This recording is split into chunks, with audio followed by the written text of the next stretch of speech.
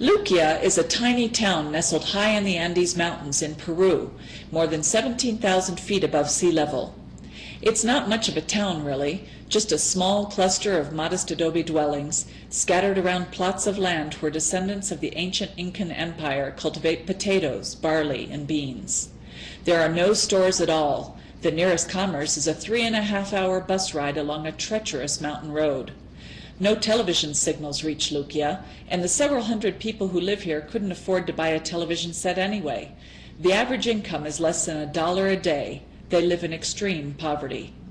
In Luquia, most children assume that they will grow up to be subsistence farmers like their parents, and only a few leave the village to work in gold mines or at menial jobs in Peru's capital, Lima, which is 16 hours away by bus. We visited Luquia because it's one of the first of more than 5,000 isolated villages where the Peruvian government is sending 140,000 small, child-friendly laptop computers that are loaded with educational software and reading materials in Spanish. It's part of a bold effort to improve the country's dismal educational system. Peruvian students rank among the lowest in the world in reading comprehension and mathematical skills. Even their teachers score poorly on tests. The government hopes that the laptops will help children learn at their own speed, exploring the internet to learn more about the world beyond their tiny mountain villages. 3 weeks before our visit, Peru's president, Alan Garcia, had helicoptered into Luquia to deliver the computers. At first, the principal kept the laptops locked in his office at night. He had never had such valuable equipment in his school before. In the mornings, the children line up in the grassy schoolyard to receive their computers, and then they run excitedly to their classroom to start using them. Most of the students are malnourished. The diet here consists mostly of potatoes and beans. Their only protein is the occasional egg or a guinea pig which families raise inside their dirt floor homes. The school day starts at 8:30 in the morning, but the teachers say that by noon the kids have no energy left to learn.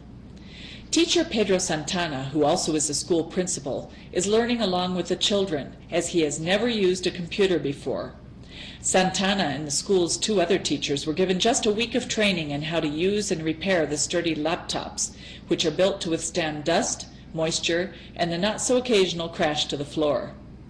Most of Peru's primary schools don't have electricity, and only 3% of the country's 90,000 public schools are connected to the internet.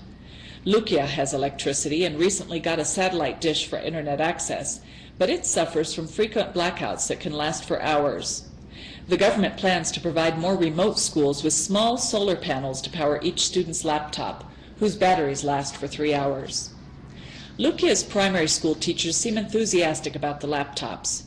Teacher Reynaldo Riveros played a song in Spanish that's installed on his laptop to teach his 1st and 2nd grade students about vowels, and then the students typed words and sentences using the vowels they had learned. They were delighted when the computer's synthesized voice pronounced what they had written. 5th and 6th graders used the laptop's built-in digital camera to take photographs and then practice their computer handling skills by turning the photographs into jigsaw puzzles. After school, children like Justo Manuel, an 11-year-old 5th grader, take the laptops home, allowing their parents and siblings to become computer literate as well. His mother, who only completed the 1st grade before having 7 children, says she hopes a computer will help Justo Manuel become something other than a subsistence farmer when he grows up. It does seem that the laptops provide stimulation and challenges these kids never would have had otherwise. We visited another town called Araguay, located just 4 hours outside of Peru's capital, where the laptops have been tested for a full year. Teachers there report that students quickly showed significant improvement in reading comprehension and math skills. The internet helped them become more interested in the world beyond their small community, and several students told us they had decided to be lawyers or engineers when they grow up. 13-year-old Anthony says he wants to become an accountant in a big city.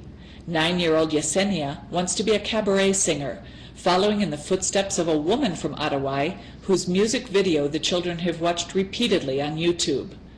It's too early to tell whether distributing laptops to Peruvian school children will dramatically improve their educational levels, but it seems pretty clear that computer literacy means their lives will be very different than those of their parents and grandparents. This is Jerry Smith in Peru.